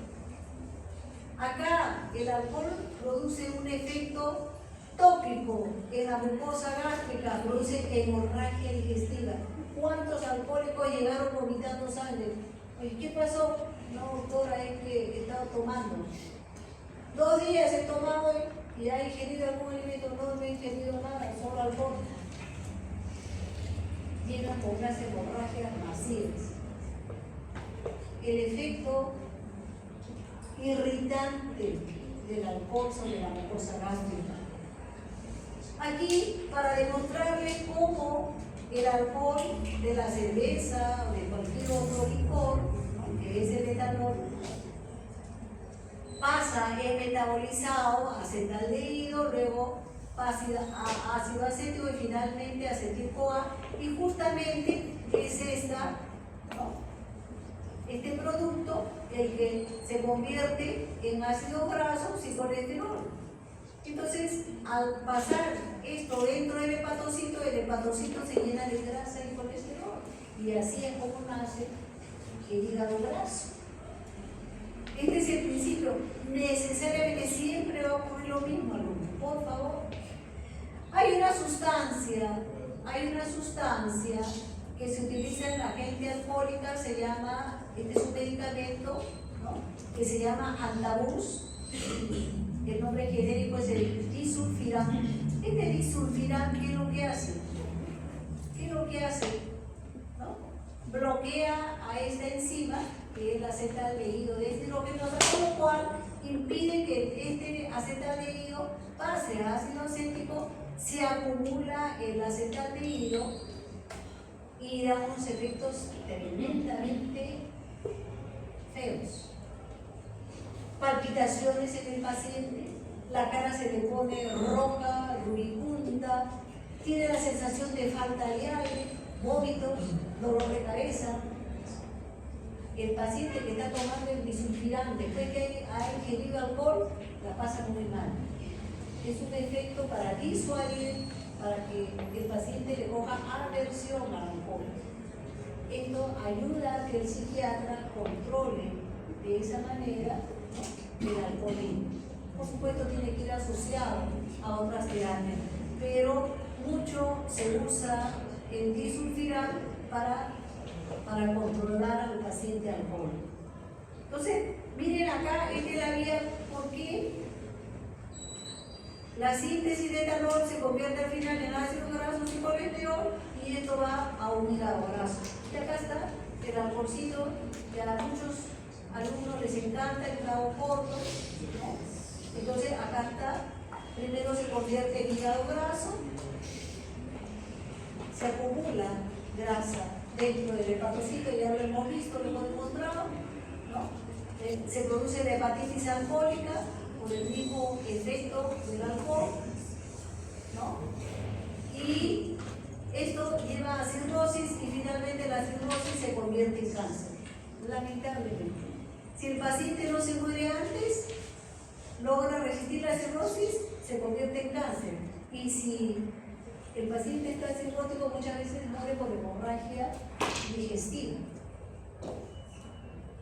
El hígado se vuelve tan duro, tan endurecido, ¿no? De que se comienzan a dilatar las arterias, las pequeñas arterias y venas dentro del esófago, y cualquier roce de un alimento puede producir una hemorragia masiva y muerte de un paciente.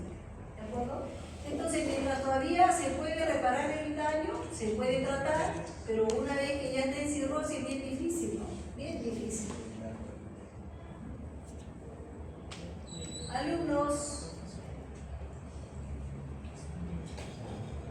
se acabó, como por ahí dijeron, se acabó. Entonces, pregunta, por favor, pregunta.